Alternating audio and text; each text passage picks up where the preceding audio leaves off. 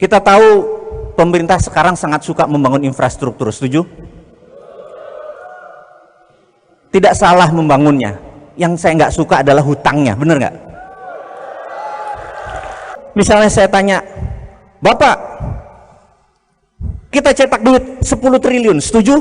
Maka Bapak akan bilang, nanti inflasi. Betul Pak ya? Ada di bawah sadar kita udah masuk nih. Keynesian udah 100 tahun loh mendoktrin kepala kita, nanti inflasi. Inflasi itu dajjal yang diciptakan oleh mereka. Nggak ada yang namanya inflasi. Zaman Rasulullah nggak ada namanya inflasi, bener nggak? Setuju ya? Ada inflasi zaman Rasulullah? Nggak ada, udah, itu dajjal, inflasi itu. Anda kalau dengar cerita saya selama 45 menit ini, kira-kira kelar nggak masalah bangsa? Seneng kan pulang jadi gini doang ngelola bangsa bisa, gue jadi anggota DPR, anggota ini, bener nggak? Anda udah tahu toolnya, saya kasih sejam udah bisa ngerubah dunia. Karena memang sesederhana itu. Yang bikin rumit itu orang-orang pinter yang keminter. Diputer-puter ya kelihatannya inflasi lah, ngomong di TV segala macam. Saya bilang ribet bener jadi hidup, bener nggak? Niaga Show, sukses dunia berkah akhirat. Bismillahirrahmanirrahim. Assalamualaikum warahmatullahi wabarakatuh. Bagi saya siang hari ini sebuah kehormatan dipanggil Kang Randy untuk bergabung dengan saudara-saudara semua. Dan sebagai seorang introvert berada di panggung dengan 1000 orang agak gemeter juga saya. Jadi mohon izin jika suara saya terbata-bata karena memang saya tidak biasa berdiri di panggung. Dan 1 jam ke depan diminta Kang Randy untuk memberikan sesuatu yang baru pada teman-teman supaya SSN ini bisa tumbuh bukan sekedar 2 kali lipat, 3 kali lipat, tapi bisa berlipat-lipat. Dan saya mulai mungkin ceramah atau kuliah zuhur ini dengan buku yang baru saja selesai saya baca, judulnya The Winner Takes All. Saya ini penggemar buku, jadi 1 bulan 2 buku saya baca. Dan salah satu buku yang hari ini saya mau share adalah tentang The Winner Take All atau pemenang mengambil semuanya.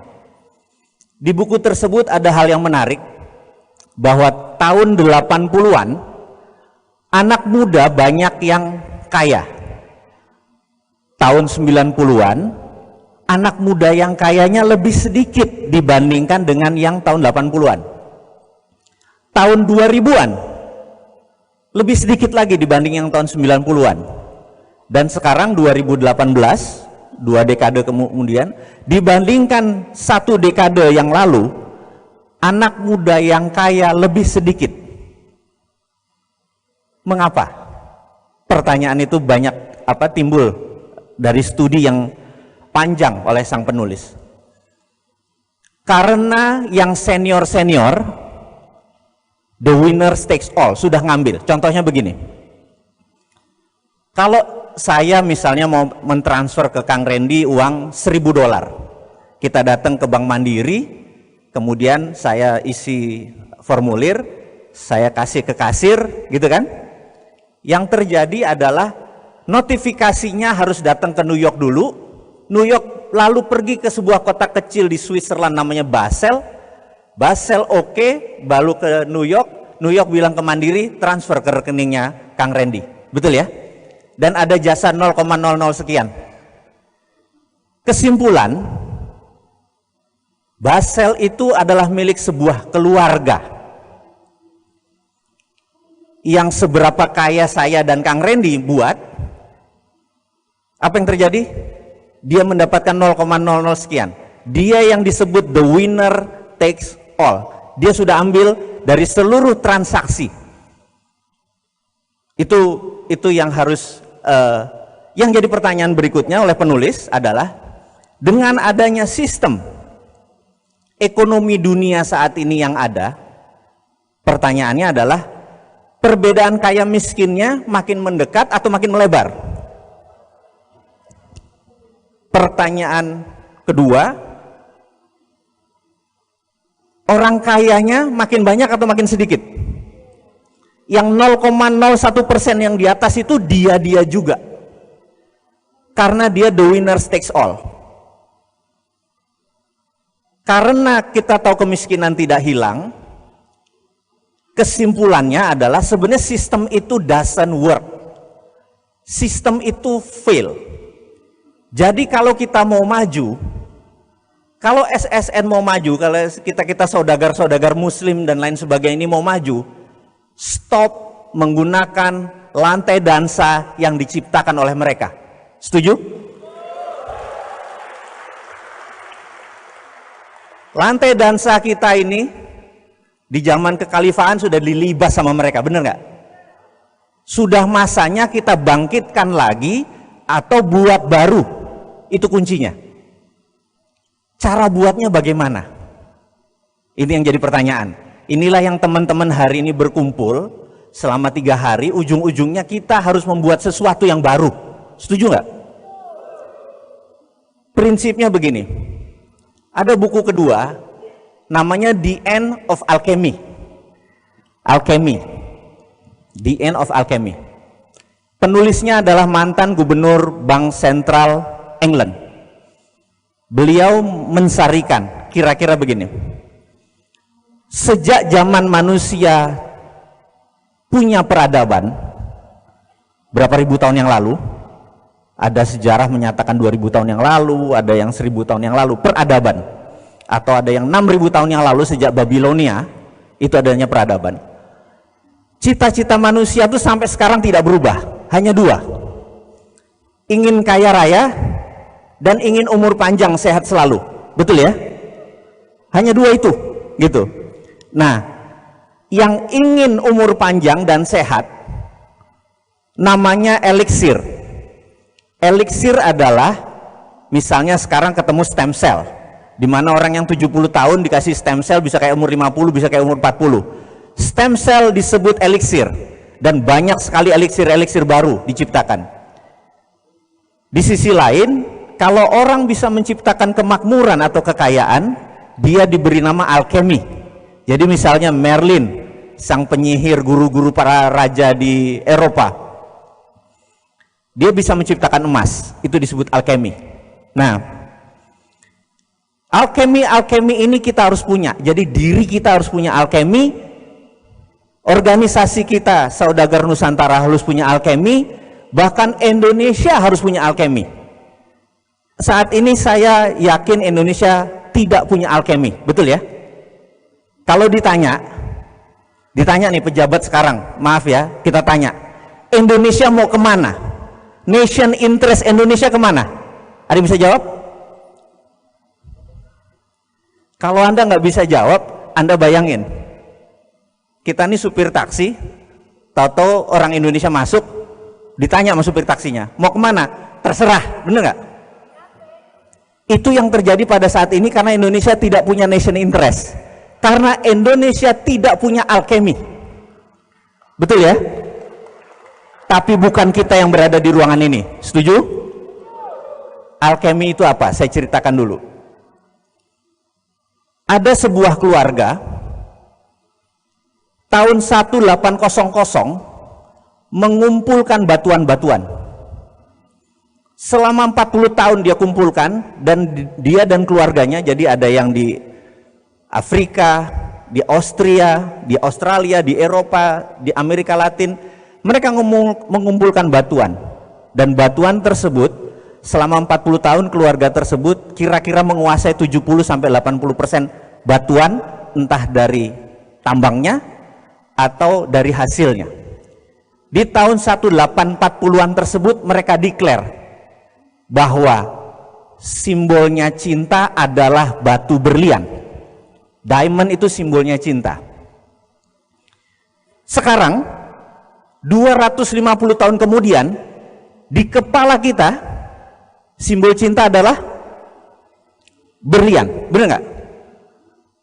Itu sudah masuk, itu yang disebut alkemi. Karena itu berlian dikontrol dengan ketat oleh keluarga De Beer, dari keluarga Oppenheimer namanya. Dia sudah the winner takes all, paham ya? Jadi Anda mau lawan pakai apa? Kita menemukan batu opak itu terus kita ciptain bahwa ini adalah simbol cinta, bisa nggak? Bisa, 400 tahun kemudian mungkin. Betul ya?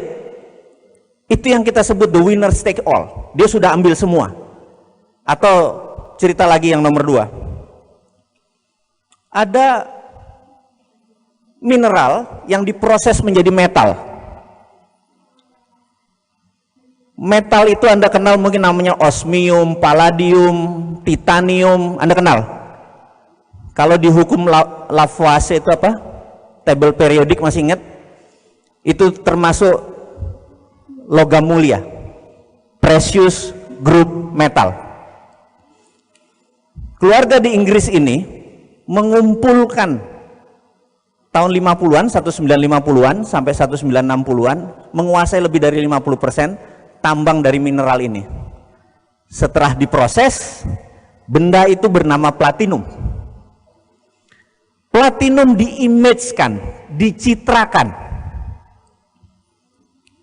Tahun 90-an, platinum diterima di dunia perbankan sebagai jaminan sama dengan emas. Paham? Keluarga ini kaya raya karena mengontrol platinum. Pertanyaannya, kenapa nggak palladium yang lebih bagus daripada platinum, lebih kinclong emas putihnya? Karena tidak ada yang mengontrol. Ini yang kita sebut the winners takes all.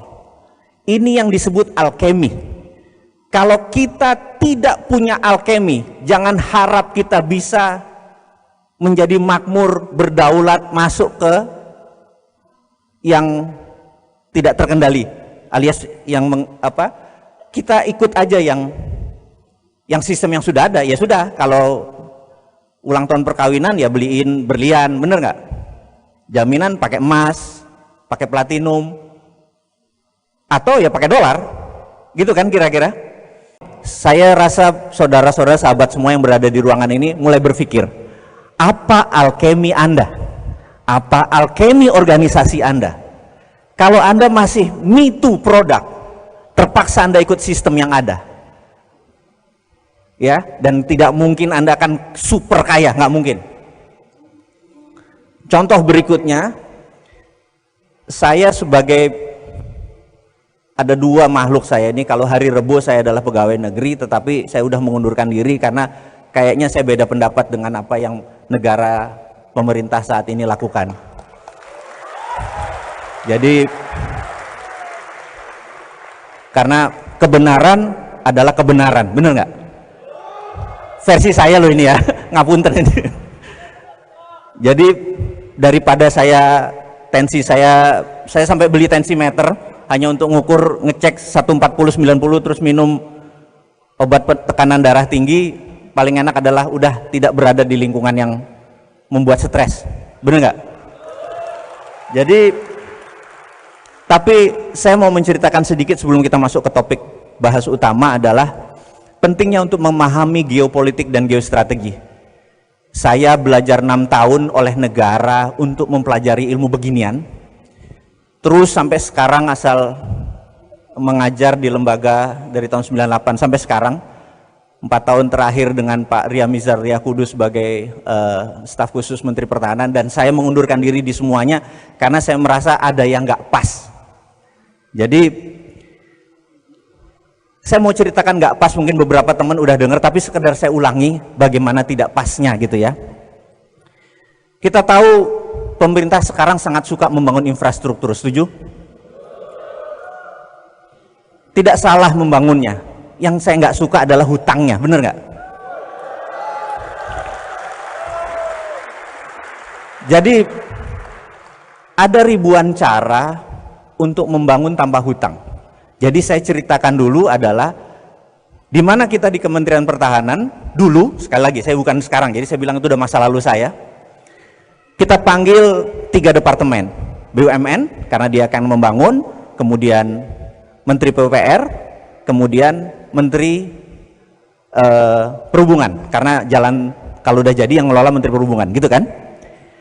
Sewaktu kita panggil, kita tanya, Bapak membangun jalan dari ujung Lampung sampai Aceh, saya angkat topi, betul ya? Yang saya mau tanya adalah ada nggak jalan yang 3 kilometer lurus? Mereka bertiga, pejabat ini bingung. Untuk apa, Pak? Saya tanya, Anda pernah ikut Lemhanas nggak? Mereka diem. Ya, untuk apa? Kalau kita perang sama Malaysia atau Singapura, kapal perang kita bisa landing di mana pesawat kita, bener nggak? Oh, itu toh gunanya. Dan kita nggak minta biaya. Atau kalau di Kuala Namu, di Medan, ada kapal kecelakaan di landasan, ada 7 pesawat harusnya schedule udah landing, karena ada kecelakaan lagi diberesin, kapal itu muter-muter di Kuala Namu, 1 jam kemudian bahan bakarnya habis. Di mana bisa dimendaratkan? Oh, nggak tahu, Pak. Kamu gila kali yang ngelola negara, memang kayak bikin wali kota, saya bilang kayak gitu. Faham maksudnya? Ya, nggak sederhana kalau bikin wali kota, bikin jalanan, silakan, kapal juga nggak perlu landing di situ, bener nggak? Terus saya lihat Departemen Perhubungan, saya bilang, Anda membangun 15 pelabuhan di perbatasan luar Indonesia, saya angkat topi. Triliun biayanya, saya angkat topi untuk menghidupkan ekonomi, betul nggak? Tapi kapal perang kita satu pun nggak ada yang bisa sandar, karena ada draftnya ketinggian, ada yang kerendahan, ngerti nggak? Kami nggak bisa bela negara. Jadi waktu kemarin Raja Ampat ada kapal yang nyangkut, kita nggak bisa protek, karena Anda tidak ngerti bela negara. Bisa bubar negara kita ini, bener nggak? Ini bukan kampanye, maaf. Ini hanya menceritakan bahwa ngelola negara itu modalnya bukan dengan belusukan doang, nggak bisa. Ya, ini yang harus difahami kita. Ini yang harus difahami kita. Nah, nanti masuk ke pelajarannya nih. Jadi pelajarannya. Jadi saya mau menceritakan, dan ada salah satu sesi di mana saya harus ke Konawe, gitu ya. Siapa di sini dari Sulawesi Tenggara? Wah, saya nggak lihat juga nih ada silau. Jadi di Konawe saya landing 1 jam kira-kira kabupaten itu. Ada tobong pembakar, kilen pembakar, tingginya tuh sekitar 20 meteran. Saya bilang, kenapa menggunakan teknologi yang udah 20-30 tahun yang lalu, bener nggak? Gini, tar. Ini pasti mengekspor utang nih, ngerti nggak ya? Nanti saya ceritakan tentang mengekspor utang nih. Saya cuma lihat, begitu saya masuk ini barang bekas, saya tahu nih ekspor utang nih. Gini ya, ini saya mau ceritakan. Saya iya pebisnis, betul kan? Bisnis kan mau untung gede. Jadi saya punya pabrik di Pasuruan, pinjem bank, riba kan? Betul ya, riba. Ya itu masa lalu kan, Tuhan Maha Pengampun kan?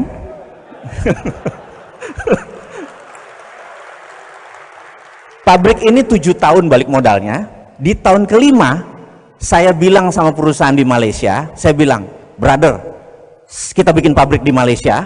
Pabriknya adalah pemurnian plastik untuk menjadi solar. Berapa investasi? Tenang, investasi gampang. Saya pindahkan pabrik saya di Pasuruan. Dipindahkan, lalu berapa? Kamu 90%, saya 10%. Baik nggak? Kamu cicil ke saya, tapi harganya harga baru, bener nggak? Tapi kan dia nggak tahu harga baru, bener nggak? Jadi begitu ini pindah, dia nyicil ke saya. Nah ini kali ini halal, bener nggak? Nggak pakai bunga. Jadi bisnis itu namanya saya ekspor hutang, dia bayar saya tunai, bener ya?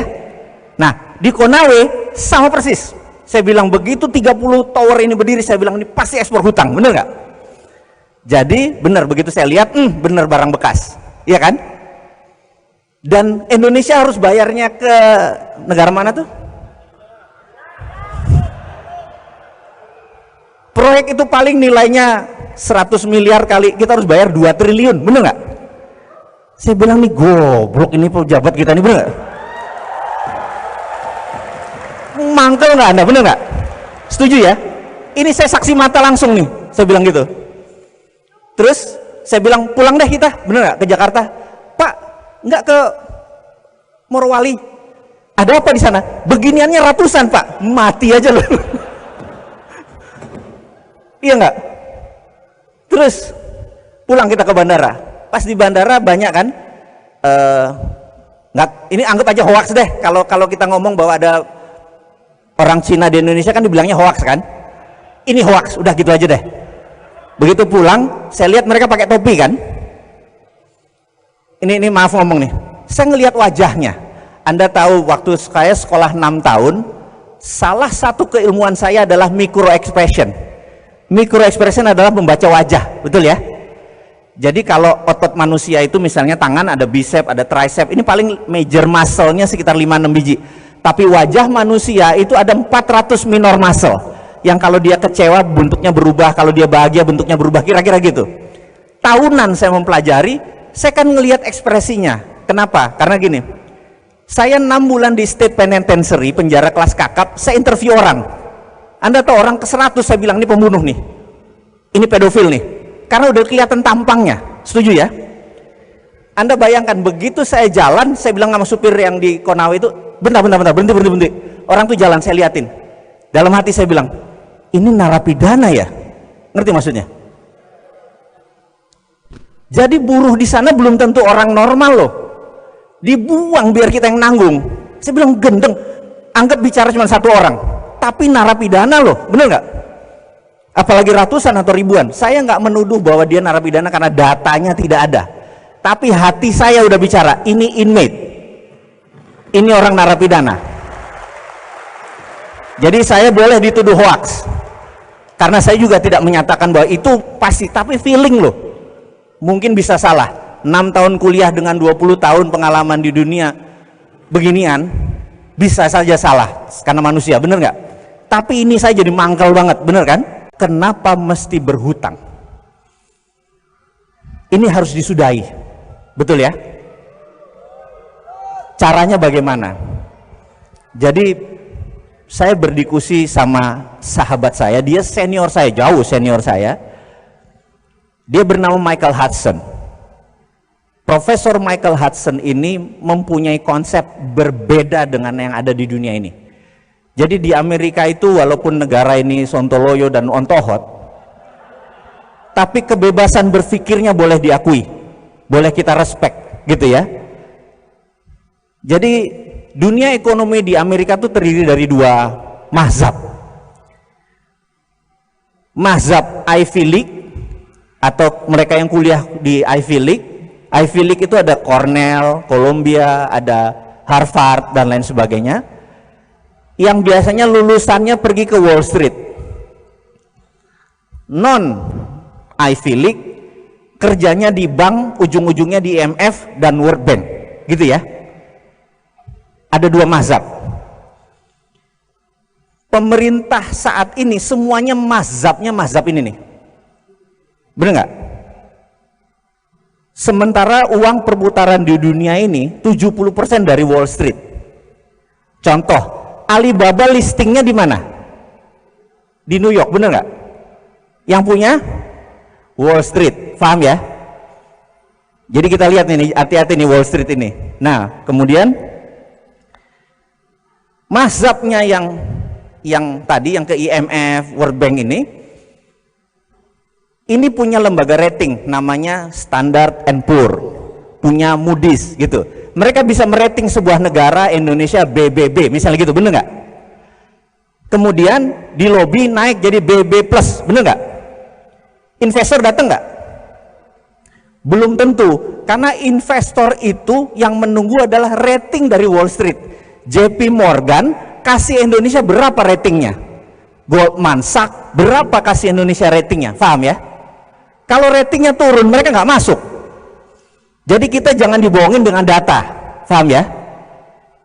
Datanya benar, tapi karena orang nggak ngerti, oh iya ratingnya naik, hebat ya pemerintah sekarang, betul ya? Paham ya?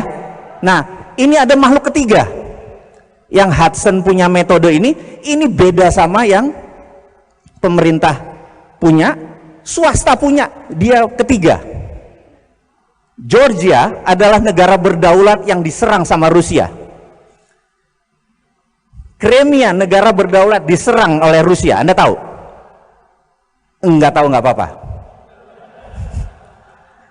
Karena bacaan kita memang dulu zamannya TVRI masih 1, kita berita internasional tuh up to date. Sekarang berita internasional ditutup, bener nggak? Anda nggak tahu jadinya apa di luar itu ya. Nah, pada saat ekonomi dua negara ini goncang karena dimainin oleh Rusia, Michael Hudson membantu perekonomiannya. Kemudian Venezuela yang menyerang Amerika dengan ekonomi, pakai narkoba, diserang balik sama Amerika dengan economic hitman, mata uangnya dijatuhin, begitu ya. Michael Hudson berdiri di sana, Venezuela masih berdiri. Terakhir Erdogan, kudeta gagal di belakangnya Amerika, karena Erdogan ke Rusia dan ke Cina, disikat lagi lira, Erdogan panggil Hudson sebagai penasihat keuangan, stabil lagi lira, didukung oleh Qatar. Jadi ada banyak cara pada saat mereka bermain economic warfare atau perang ekonomi yang dilakukan oleh Amerika, itu bisa di counter dengan teorinya Michael Hudson. Hudson ini sahabat saya, nanti saya ceritakan sampai sana karena saya harus menceritakan banyak sebelum topik kita utama masuk. Setuju ya? Ilmunya nggak keberatan ini. Kita bagi 3 periode ekonomi. Tahun 1931 di mana ada Great Depression. Anda ingat ya? Dunia dan Amerika mengalami Great Depression 1931. Sebelum 1931 teori ekonomi basicnya menggunakan Adam Smith, tidak ada bank sentral.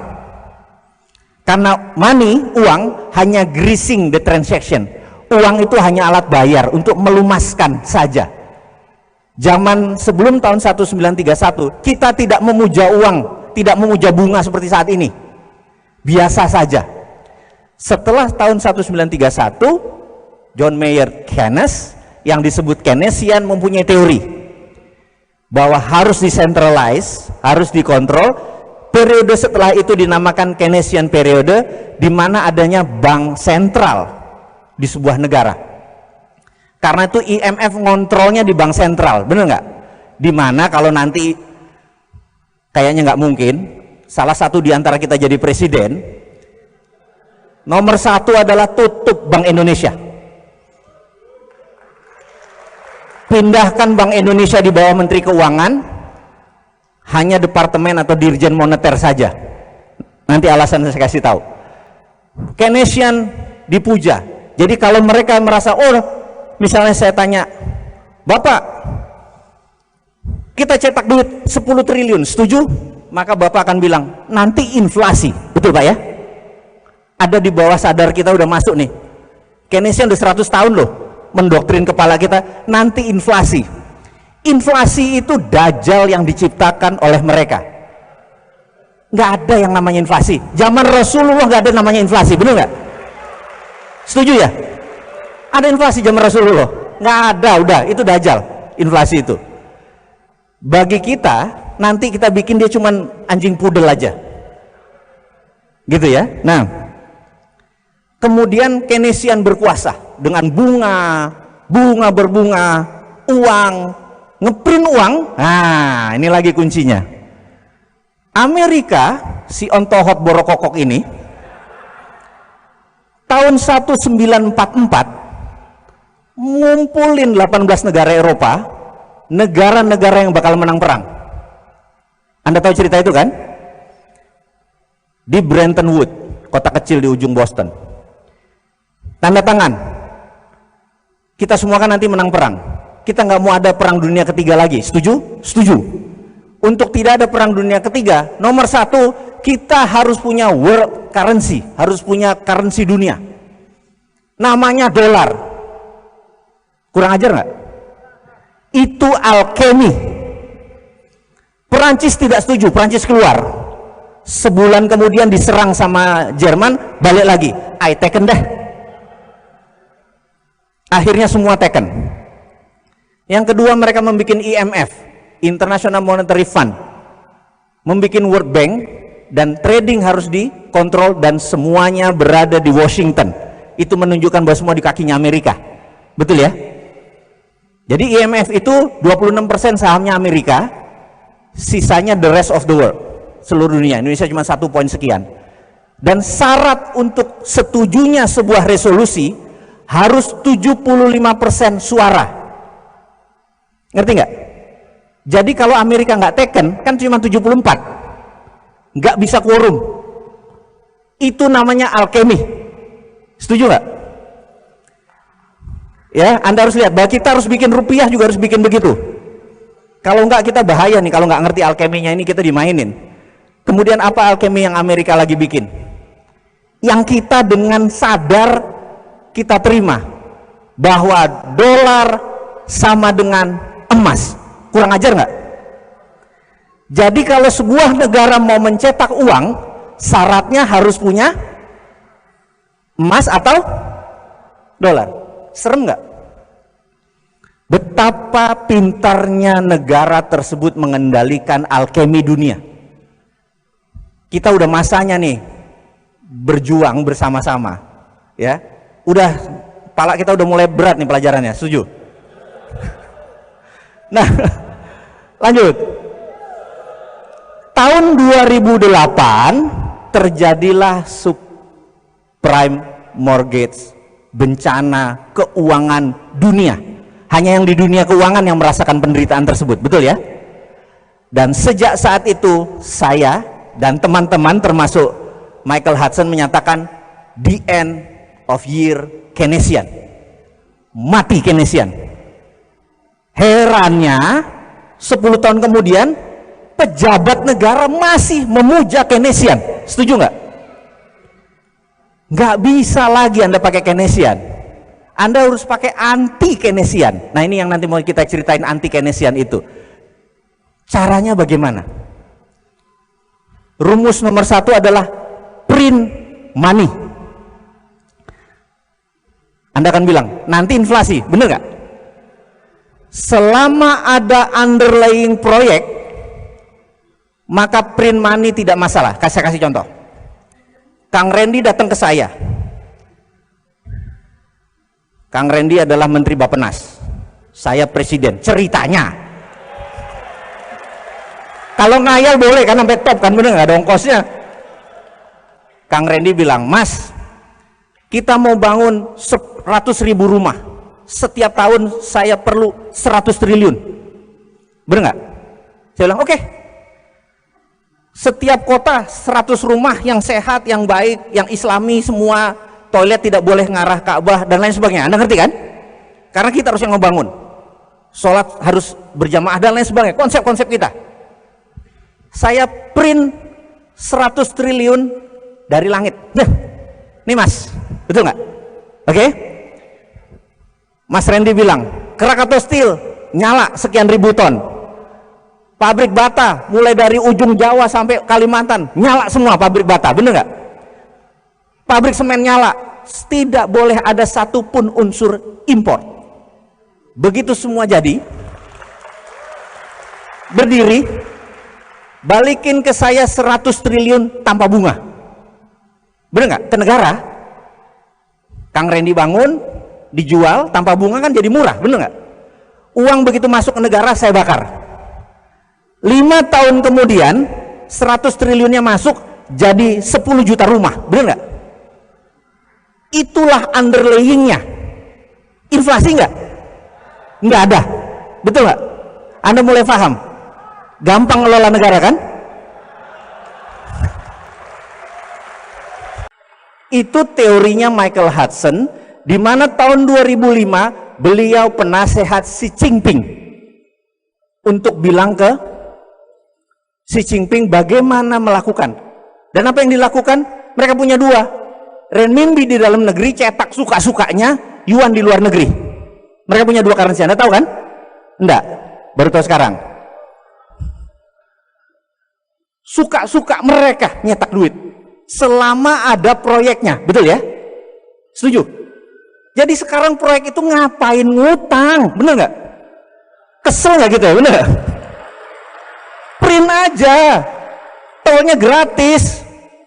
Kalau memang cinta rakyat, jangan tol yang dibangun, jalan umum, karena yang dilewati bisa dapat faedah.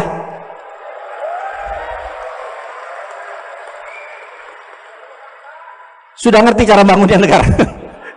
Oke, mau lanjut atau udah?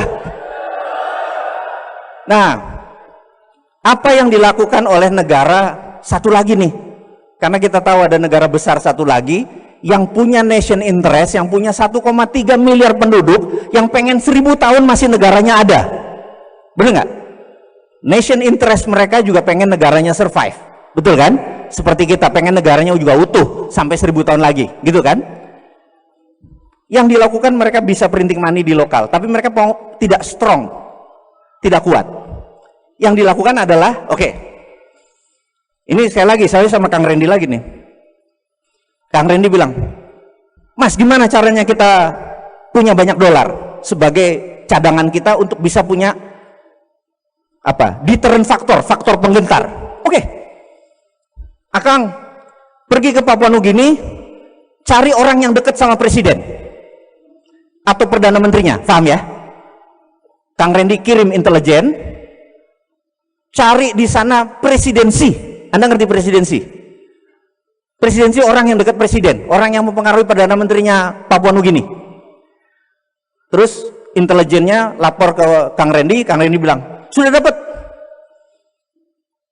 Dia pokoknya oportunis, dekat dan bisa mempengaruhi perdana menteri Papua Nugini. Gitu ya? Oke. Namanya siapa? Larry. Oke, Larry. Jangan dipanjangin Larry-nya ya. Kemudian bilang sama Larry, mereka bikin proyek yang lama balik modalnya. Tapi ada streaming of income. Pelabuhan, bandara, jalan tol, benar ya? Yang panjang, yang kalau perlu tidak lama balik modalnya. Ngerti nggak? Oke. Nanti kalau ditanya uangnya ada, pokoknya lo kerja aja gitu ya. Gitu ya. Lalu Kang Randy bilang, ini gimana proyeknya? Ini 10 billion dolar Anda pegang, Anda bilang sama si Larry, duitnya sudah ada di Bank Indonesia. Bener nggak? Transfer ke Bank Papua Nugini, enggak bisa. Bener nggak? Kemudian dari uang yang tadi, apa yang Kang Randy lakukan? Krakatau Steel nyala, semen nyala, semua nyala, bener nggak? Lalu kita kirim 100% material ke Papua Nugini, kirim SDM ke Papua Nugini, uang ke Papua Nugini. Setuju ya? Jalan tol jadi di Papua Nugini, urusan gak ada isinya, urusan nanti, bener nggak? Pelabuhan jadi di Papua Nugini, bener nggak? Udah jadi lapor, udah jadi, siap, tagih dolarnya masuk, setuju? Itulah kita namakan ini semua adalah Spice Road, jalan rempah. Wah gitu. Bisa nggak? Itu cara mendatangkan dolar, bener nggak? Ada nggak sebuah negara sekarang melakukan itu?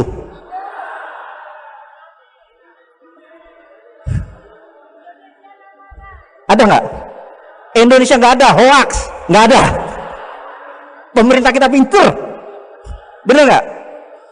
Anda udah mulai ngerti sekarang, mulai panas. Guru besar itu adalah Michael Hudson, yang dia bilang, if you become the presidency, kalau kamu si Ontohot ini dekat sama presiden atau kamu sendiri presiden dengan didukung teman-teman SSN, saya penasihat keuangan kamu, bener nggak? Saya bikin kamu lebih besar dari negara sekarang karena kamu mempunyai sesuatu yang negara lain tidak punya. Nah ini mulai mikir nih, apa? Indonesia negara keempat penduduknya terbesar di dunia, setuju? Dan negara muslim terbesar di dunia, setuju? Kalau kita punya bola dari plastik, dimasukin rempah-rempah, ada rem itu yang mengkilat-mengkilat glitter, lalu diputer bola tadi, rempah-rempahnya nempel di mana? Di tengahnya, bener nggak? Setuju ya? Bumi sudah muter berapa tahun sih? Sama porosnya 5 juta tahun, bener nggak? Itu semua mineral nempelnya di Katulistiwa. Kita zonanya terpanjang. Jadi sumber daya alam Indonesia dibandingkan 4 negara, kita yang paling besar. Setuju nggak? Karena kita yang paling besar, maka kita direbutin oleh 3 negara tadi, Amerika, Cina, India, untuk diambil sumber dayanya. By all means, apapun ongkosnya, lu minta duit, lu minta apa, dibayarin asal sumber dayanya didapetin, bener nggak? Karena itu negara besar itu ngincernya sumber daya alam. Amerika dengan minyak dan emasnya, Cina dengan rare earth, tanah jarang, nikel, koper, semua batu bara, semua disikat sama dia, bener nggak? Dan kita nggak sadar bahwa kekuatan itu adalah deterrent factor, faktor penggentar. Kalau kita shutdown, kita tutup itu Indonesia, nggak ekspor mineral, apa yang terjadi? Dunia teriak, nggak ada nikel, bener nggak? Nggak ada pabrik baterai yang nanti berdiri, bener nggak? Nikel dengan kobalt jadi baterai, lithium, bener nggak? Anda bisa bayangkan betapa lemahnya saat ini karena tidak mengerti geopolitik dan geostrategi, tidak pernah ke Lemhanas semua pejabat-pejabatnya, paham ya? Nah, ini kalau sudah mulai ngamuk gini waktu saya tinggal 21 menit nih kayaknya nih.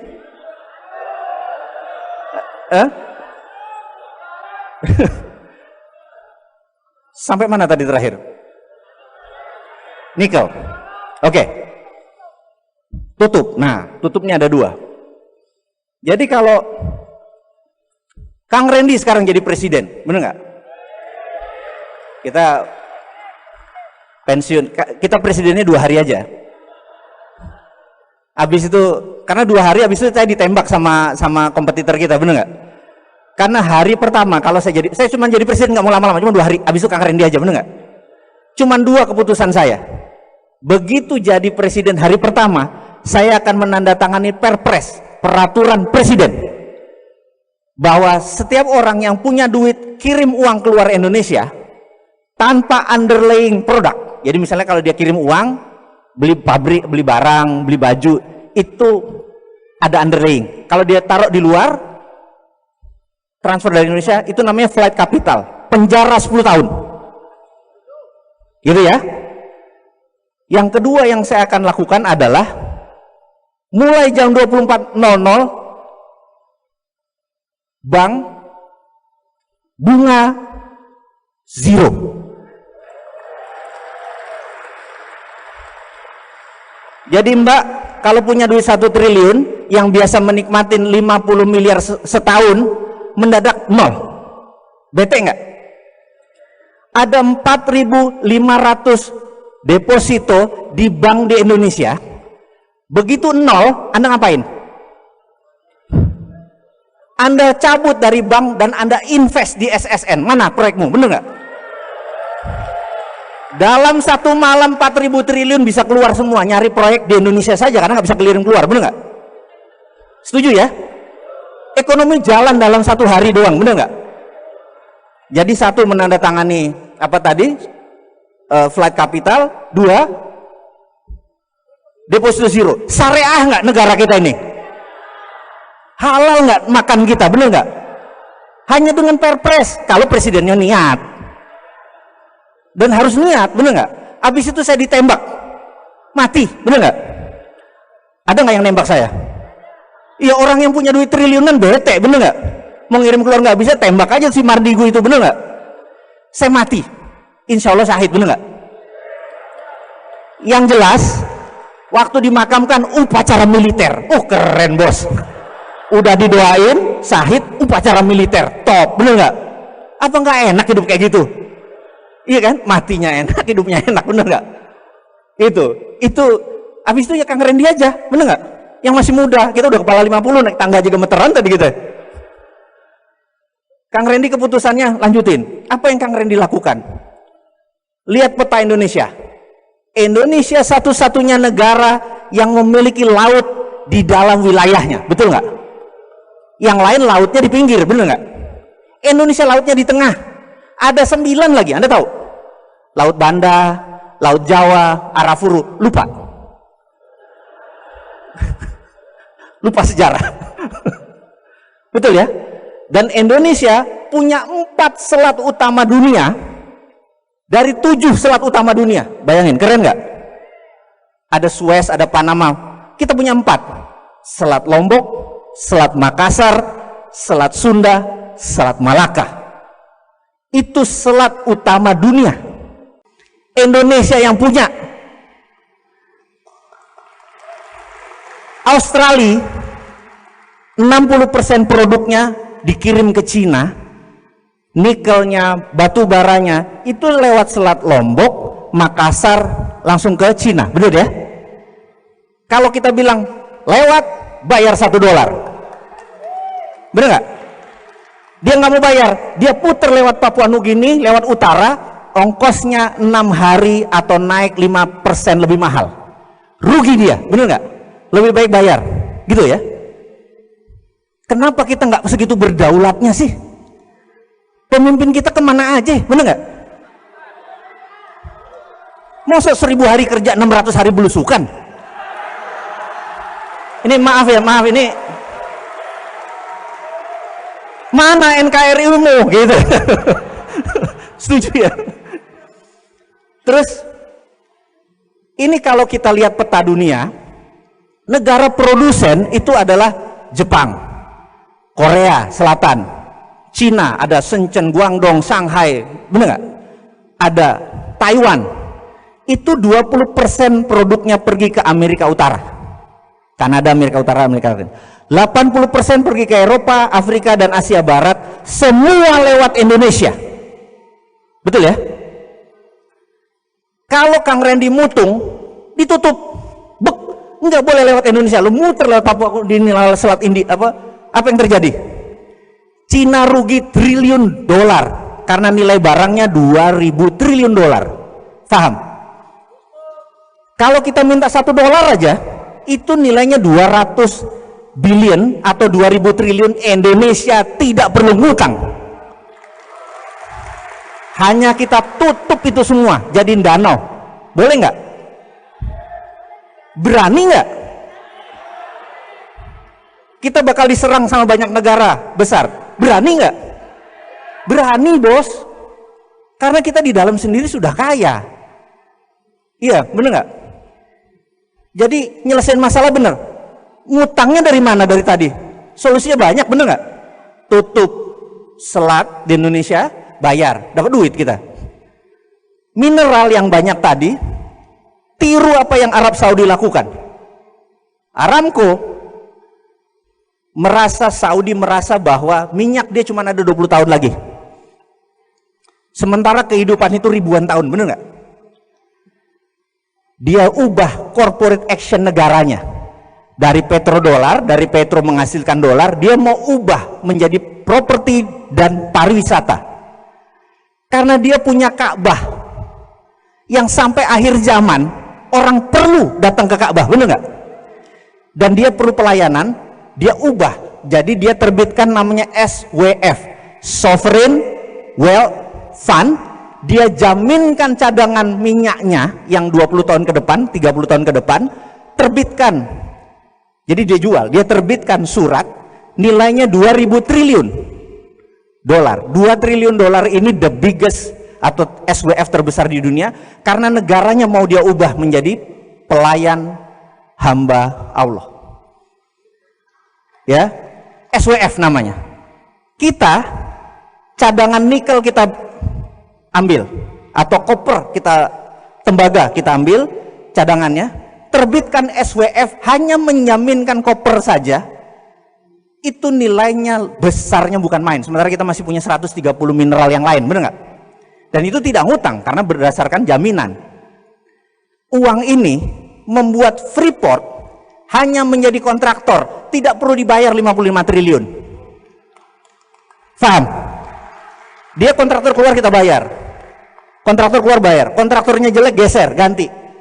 Kalau sekarang dia ambil aset kita, dia jaminkan, sekarang diambil balik. Tapi kenapa pakai duit? Tahun 2021 juga habis kontraknya, nggak usah bayar, bener nggak? Tapi memang beda sih ya, emang tingkat intelektual emang segalanya sih. Anda kalau dengar cerita saya selama 45 menit ini, kira-kira kelar nggak masalah bangsa? Seneng kan pulang jadi gini doang ngelola bangsa bisa, gue jadi anggota DPR, anggota ini, bener nggak? Anda udah tahu toolnya, saya kasih sejam udah bisa ngerubah dunia. Karena memang sesederhana itu. Yang bikin rumit itu orang-orang pinter yang keminter. Diputer-puter ya kelihatannya inflasi lah, ngomong di TV segala macam. Saya bilang ribet bener jadi hidup, bener nggak? Oke, sekarang kita balik ke temanya kita. 15 menit terakhir ini. Setuju ya? Saya merasa ingin mempunyai kontribusi sedikit ke agama saya. Saya ingin fight hak konstitusi saya. Bahwa tidak ada satu instrumen keuangan pun yang bebas riba saat ini, versi saya. Termasuk atas nama syariah atau atas nama apapun. Saya menganggap versi saya loh ya. Ngapunten nih ya, maaf ya. Jadi saya harus mengambil teknologi yang masih baru, yang saya lihat akan ke depan cerah. Yang saya incer pertama adalah, kalau kita kembali tahun 98, mundur sebentar, ada seseorang menawarkan saham Google ke Anda. Ini beli first round, listing pertama, sekian juta dolar. Anda bilang, enggak, karena the winner, Yahoo, search engine, tahun 2000 2001 Yahoo is the winner, benar nggak? Tapi sekarang siapa yang the winner? Google. Saya merasa kita ini tahu bahwa www is the winner, benar nggak? Saya bilang nggak, blockchain is the winner. Ini kita melihat 10-20 tahun lagi. Karena itu sejak 2 tahun yang lalu saya invest gede-gedean ke sumber daya lebih dari 32 anak ke 8 negara. Ada yang setahun, ada yang 6 bulan, ke Inggris, ke Jepang, ke Amerika, ke Jerman, Estonia, dan Malta. Hanya untuk mempelajari blockchain. Dan saya begitu pulang, anak-anak cerita, saya bilang, bikin. Dan orang yang paling pertama protes adalah istri saya, bener nggak? Karena dia bilang, ayah, kenapa sih mesti invest yang bisa Mbok invest bikin 70 Indomaret aja lebih untung, bener nggak bulanannya? Anda malah buang uang yang belum tentu untung, bener nggak? Invest itu nggak murah loh. Invest di teknologi, invest di SDM. Dan waktu kita invest, kalau kita bikin Indomaret 700 juta, begitu jadi 2 bulan kemudian ada revenue, ada income, udah bisa menyicil investasi kita, bener nggak? Ini kalau kita invest di teknologi udah besar, ada returnnya nggak langsung, bener nggak? Saya bilang, Bun, saya minta izin, ini jihad, bener nggak? Jadi ya udah, kalau sudah panggilan kayak gitu, istri saya ya manut aja, bener nggak? Gitu. Pas jadi kita membuat namanya Bursa Efek UKM. Bursa Efek UKM ini 27 Juli kemarin kita launch, namanya Santara. Maaf saya pakai bajunya, Santara Bursa Efek UKM. Jadi Bursa Efek ini investornya bagi hasil. Jadi misalnya ada ayam geprek Solo punya 30 biji. Kalau datang ke bank, kan bank selalu minta kata-kata mantra. Ada jaminan nggak, bener nggak? Udah itu pakai bunga. Sementara kalau kita berbisnis, 30 ayam geprek itu mungkin tempatnya sewa, jadi nggak ada aset, betul ya? Padahal ada revenue, ada profit, ada omset, ada profit. Di dunia blockchain ini bisa ditokenkan, revenue atau profit itu bisa ditokenkan dan bisa dijual dengan bagi hasil, seakan-akan sahamnya, tapi bukan saham kepemilikan, saham profitnya. Paham ya? Ini ilustrasi sebentar. Jadi dia beli token atau beli itu adalah hitungannya seperti saham. Nah, kita luncurkan 27 Juli kemarin dan dapat respon sangat bagus. Karena ada 37.000 orang mendaftar ingin jadi investor. Kenapa? Karena mereka taruh uangnya di bawah bantal. Karena nggak mau riba. Dia perlu investasi sementara produk-produk tersebut memerlukan uang, gitu ya. Listing 1 hari perlu 1 miliar. Saya ingat Arfah Barbershop. Siapa yang dari Jawa Tengah dan Jogja? Ada 51 Arfah Barbershop. Dia mau buka 4 cabang, perlu duit 700 juta. 3 jam habis. Karena bagi hasilnya 20%. Dan 20% itu bagi hasil, bukan bunga. Kita terbitin durian token, ada 900 durian panen, petik, listing 900 juta, 2 jam habis, gitu ya. Begitu 18 perusahaan listing, kita dipanggil OJK, pritcak, waduh, bener nggak? Kita dipanggil. Mereka bilang, Anda melanggar undang-undang pasar modal. Saya bilang, Pak, undang-undang pasar modal kita kan saya pakai blockchain. Ini akal-akalan kamu, bener nggak? Kita bagi hasil, Pak. Nggak bisa, ini saham dan lain sebagainya. Kita berdebat panjang di OJK. 3 kali kita datengin OJK, dan OJK melaporkan bahwa dia tiap hari diserang ratusan email untuk jalanin lagi Santara itu, bener nggak? Jadi rupanya fans kita udah banyak ini. Nah, mereka tetap bilang bahwa tidak boleh beroperasi sampai izinnya keluar. Saya bilang, izinnya apa? Lagi diproses, mati nggak? Terus dia bilang, Anda 3 bulan sudah punya 18 emiten, kami 10 tahun baru punya 18. Apa maksud Anda? Saya bilang, loh, apa masalahnya, bener nggak? Saya lapor ke Pak Dahlan Iskan, ketemu Pak Imawan, mantan CEO-nya Jawa Pos. Saya bilang, Kang Mas, ngapunten, tolong saya bilang gitu. Oke. Ini maksudnya apa? Ini kami mau punya bisnis yang bebas riba. Apa jawaban Pak Imawan? Kita tuntut aja negara. Saya bilang, apa? Kita tuntut negara. Jawa Pos 3 kali nuntut negara, 3-3-nya menang. Dulu waktu dia buat TV JTV itu ditutup oleh pemerintah karena nggak boleh ada TV lokal. TV itu nasional. Yang kita lakukan adalah tuntut.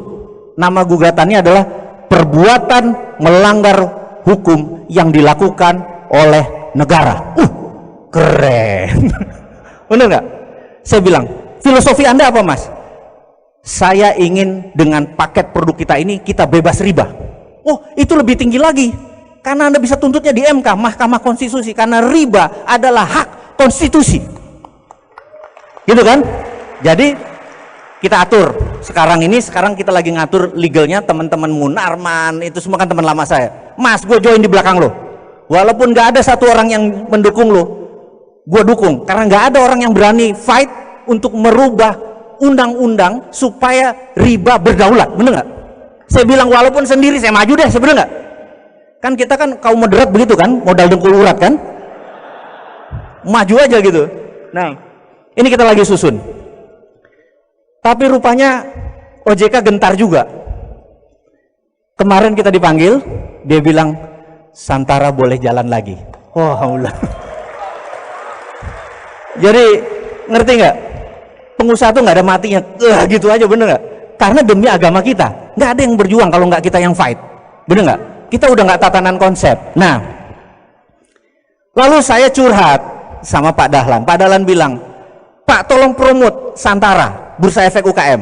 Oh, sekarang namanya nggak boleh Bursa Efek, tapi digital market, digital asset, UKM digital asset harus 4.0. Ya udahlah, gantilah namanya, bener nggak? Karena nggak boleh bursa, bursanya milik Bursa Efek. Ya udah PN, gitu kan? Si Pak Dahlan bilang, oh nggak bisa, Mas, kamu nggak jenius. Kelebihan kamu cuma pakai blockchain. Kamu kesencen dulu deh, katanya. Shanghai itu punya bursa efek, namanya Shanghai Stock Exchange. Kalau Indonesia namanya Jakarta Stock Exchange. Tapi Shenzhen itu ada UKM Stock Exchange, ada 2000 UKM-nya. Kita ke Shenzhen, bener. Shenzhen Stock Exchange itu 2000. Jadi kita ingin membuat seperti itu.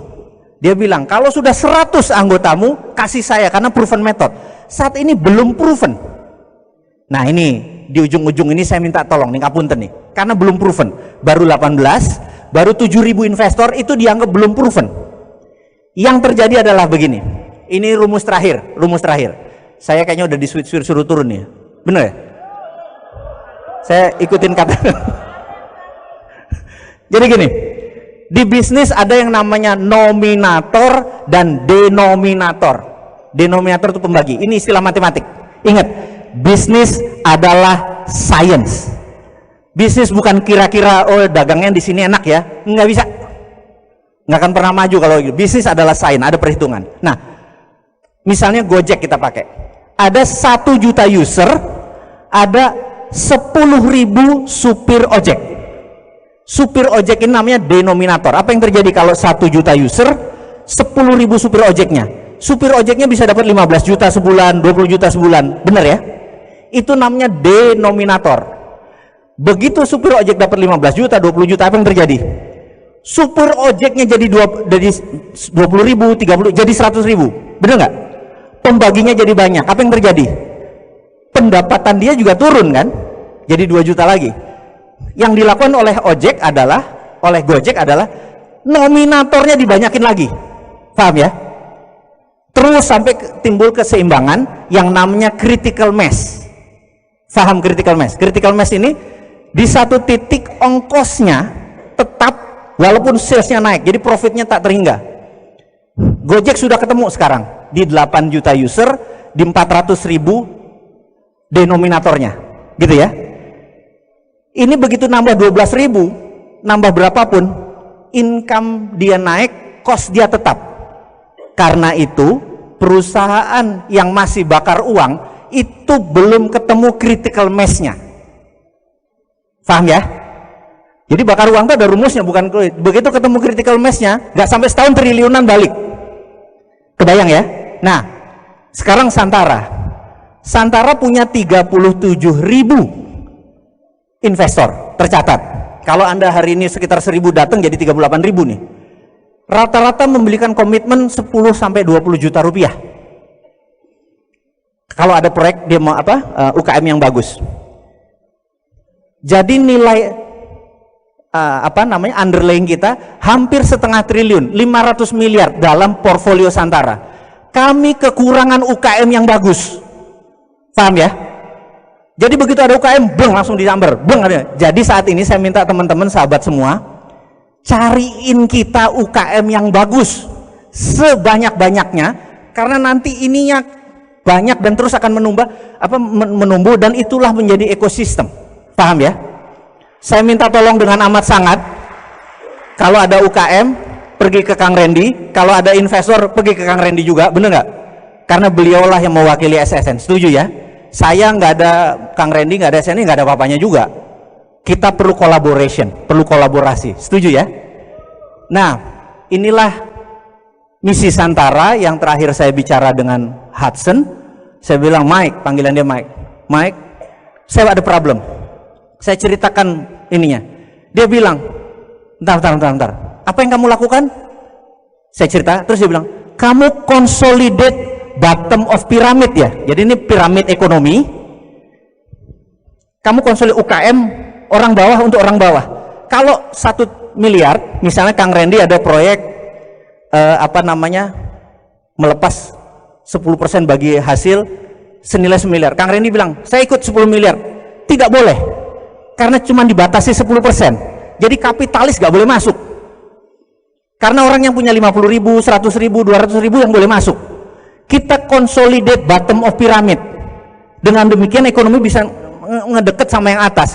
Hudson bilang, ini Anda punya konsep, kalau jalan dia minta izin untuk dibuatkan Nobel, karena ini jenius katanya, mengangkat bottom of pyramid. Sadar ya? Paham ya maksudnya ya? Dan hari ini sahabat-sahabat semua, saya minta, karena ini cuma tool, Anda punya proyek sekarang udah bisa dibiayai oleh siapa? Oleh kita semua. Jadi bottom untuk bottom, bottom of pyramid untuk bottom of pyramid. Konsepnya sudah jadi, softwarenya sudah jadi, izinnya sudah lengkap. Yang diperlukan adalah Anda punya ide untuk UKM maju, dan Anda punya uang daripada deposito haram, invest aja ke UKM. Santara tidak terima uang, karena direct langsung. Jadi kita bukan crowdfunding, kita nggak ngumpulin duit taruh, enggak, langsung ke UKM-nya. Anda kebayang? Anda kebayang konsep bisnisnya, model bisnisnya, semua udah siap. Nah, akhirul kalam, saya ucapkan terima kasih buat waktunya. Semoga walaupun cuma sedikit perkenalan kita bisa ketemu nanti di Facebook. Dan ada buku saya kalau mau tahu lebih lanjut. Sekali lagi mohon maaf kalau ada pendukung Pak Jokowi di sini. Nggak ada niatan saya untuk menyinggung beliau. tidak ada niatan untuk hoax. Ini hanya sekedar pembelajaran. Mudah-mudahan selama 1,5 jam kita bersama, faedah yang dapat dan ilmu ini sampai akhir zaman, sampai akhir hayat kita menjadi manfaat. Dari saya, assalamualaikum warahmatullahi wabarakatuh.